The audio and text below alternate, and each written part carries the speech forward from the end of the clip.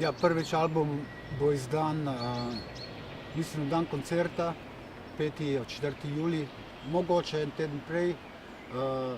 Posnet je bil v živo lansko leto na Jazzlandu, torej pobudo za ta duo smo si dali kar oba, bistveno, Avgustin sam, ker so se poznala na festivalu v Avstriji in naše želje so bile, da bi se enkrat dobila in igrala v duetu, in to se je zgodilo lansko leto in Not To Records je to bo izdal ta koncert. Jasno je to, da mi ne bomo igrali, tukaj niso komadi, ampak to je čista improvizacija. V danem trenutku brez nobenih komadov napisanih in torej je ta koncert v Ljubljani bo novi koncert z zadnjo plato, bi rekel, zadnjo ploščo, ki se imenuje Sonic Party. Glasba v našem duetu gre v tej smeri, torej ta sončni orgazem instrumentu. Najlepša zadeva v tej zgodbi je med njim in mano je to, da sva oba, pač on kot Katalanec in jaz kot Slovenec, sem živel v Barceloni 10 let in igral tudi z jazz glasbeniki tam. Ena mešanica zanimivih barvic, ker tukaj se ne vpleta noben vpliv, bi se reklo, z Norveške, Danske.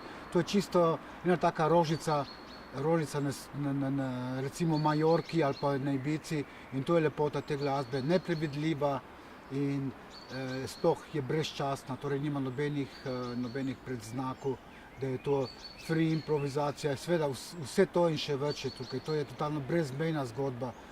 Sovražim ta etikete, ampak res nimam kaj tukaj dodati več. Zakaj sem rekel, ja, ena lepših plat je to, mislim, nisem pretiraval, ampak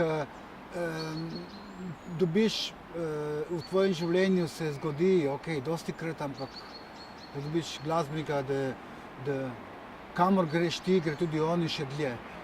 In to je taka kompatibilna, lepa zgodba v glasbi in bistveno še bolj, kot da sta dva brata, ko rečemo v glasbi, in to je ta zgodba, zakaj sem zadovoljen s to glasbo. Mislim, so bili zadovoljni tudi tisti, ki so bili pač poslušani na Jazzlandu, ne, in to je to.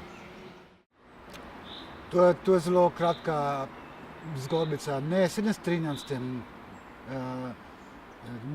Pač jaz igram bobne in moj arzenal talne tolkale.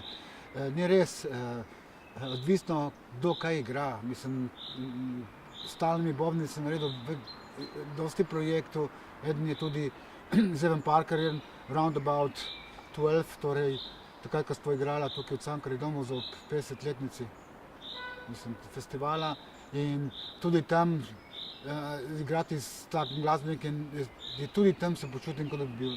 Jasno, tolkala so neki perkusivni element, ampak tolkala imajo še več dimenzij, imajo koloristiko, imajo naprimer glasbena potovanja v danem trenutku, ker me omogoča tudi moj arzenal, torej moj talni bobni, in jasno, perkusivno, samo perkusivno je en delček v glasbi, vse tako kot jaz dojemam glasbo.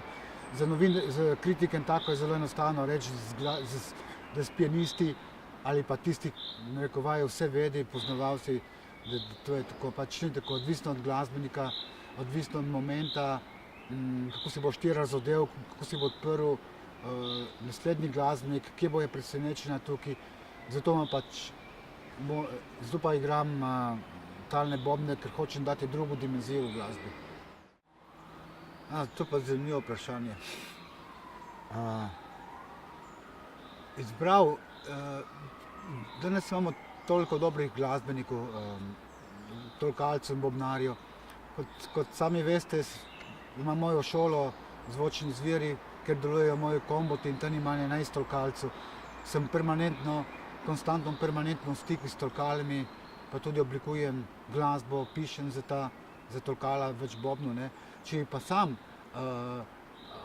izbral bobnarja zdaj, da bi malo v narekovaju naredil teror, bi izbral Hambenika, nizozemskega bobnarja, ker je, mislim, legenda ker je toliko je dal vedeti v glasbi, tudi ostali nove generacije, pa čeprav včasih nove generacije ne vejo niti kdo je ta, ne, kako je glasbenik biti raznolik, ne, ker je on igral tudi z Eric Dolphyjem, torej Straight Ahead, torej glasbo bebop in vse mogoče zadeve, solo, to je bil tudi nekako inovator evropske sodobne bobnarske šole.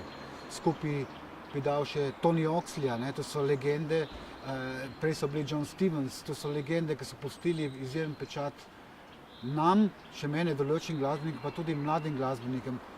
Jaz mojim učencem zmeraj rečem, da naj ne poslušajo ta novodobne mlade glasbenike, ker večinoma je pobrala te ideje od starih